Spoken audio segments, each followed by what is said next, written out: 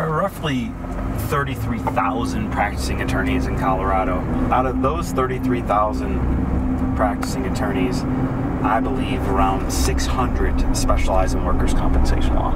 And out of those 600, I'd say 220 specialize in what I practice, which is representing injured workers.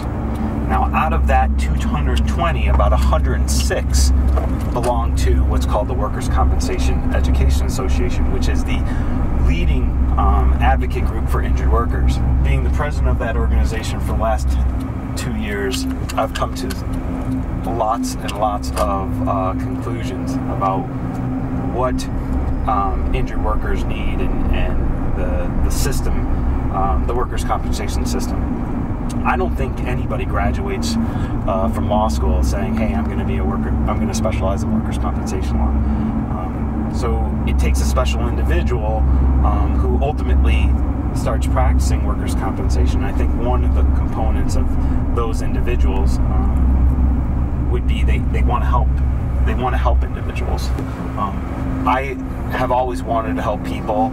I've always wanted to help people on a mass scale, and that's why one of the reasons why I wanted to get involved with the WCA and become a leader of that organization, because I felt as though I could make mass change by getting into legislative initiatives and pushing for change, good change for the system, not just for injured workers, but for the system overall.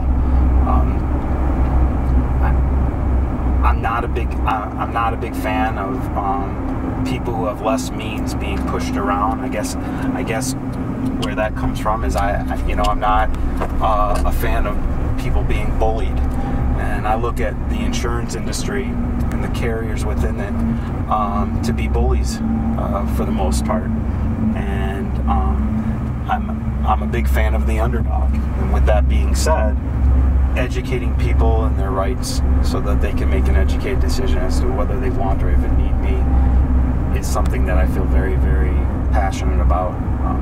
I believe that all injured workers need to understand what their rights are, even if they don't want representation. So I look at my role as being a teacher at times, as a counselor, not only at law, but from a personal standpoint. Although I don't hold myself out as a personal counselor, I certainly see that my counseling overlaps into some personal matters. I think the bottom line is that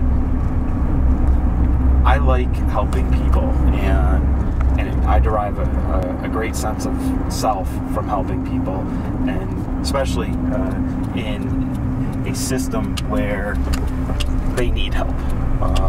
I don't think that there's any injured worker who can handle the system by themselves, and that has nothing to do with their intelligence or their experience or anything like that.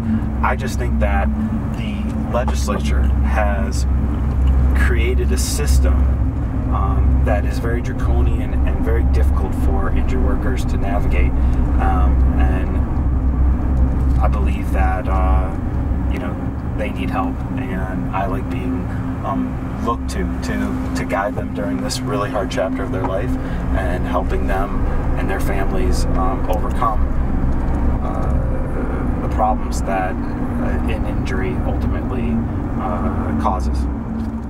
Calls for free consultation.